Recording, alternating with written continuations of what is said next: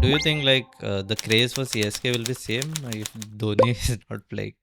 That sounds very painful to even hear, Hmm. but I don't think that the craze for that team is ever going to end because Dhoni is never going to like not be a part of the team.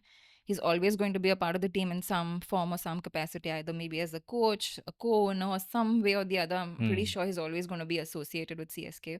He said it in one of his interviews that CSK is his other baby, Hmm. like so it's very close to his heart. And of course, us fans, like I'm a diehard CSKan, so of course I cannot even imagine CSK without Dhoni.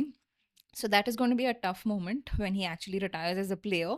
But of course, he's going to be a part of the team in some form, which Hmm. is kind of some relief. So we had one MC on a podcast previously, and he mentioned like the mishaps, what happens during the show, like any weird experiences of such. Okay, like mishaps can happen a lot, and it does happen a lot. You, no matter how much of planning is involved in Then creating it a show, becomes more memorable. yeah, it does for sure.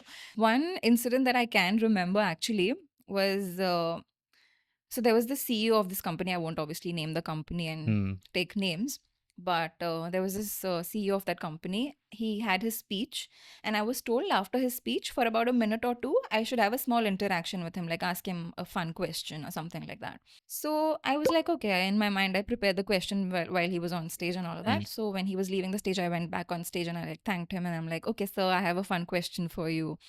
So I asked him this question, okay, that if you have to give one line to impress your wife as well as your boss, Hmm. what would that be?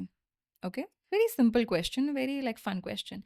And he happened to say something like, yes, boss, or something like that. I don't remember the exact response. Like basically, which meant like always say yes, whether it's your boss or your wife, kind of a thing. And it was a fun moment. Everybody laughed and all of that. And it was over.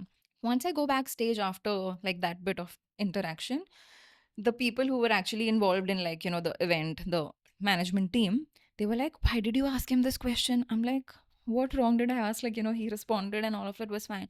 They were like, he doesn't have a wife. She Hmm. passed away a few years ago. Hmm. And I was like, oh shit, like, like, did I do something wrong? Because, of course, like sometimes you tend to think because they put it in my mind. Of course, on stage, he did not react. He gave Hmm. a good response to it. So all was cool. But after coming backstage, I realized, like, okay, maybe I should think about these things. Like sometimes maybe be a little mindful of such things or maybe ask beforehand or something if this question is okay or not. So, yeah, these kind of things can happen.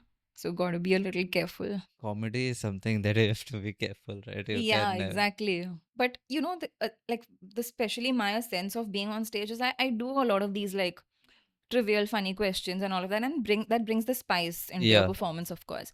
But you have to be very careful, like I said, with it. He didn't, of course, have a problem, but then Hmm. some people did, so you still have to be careful.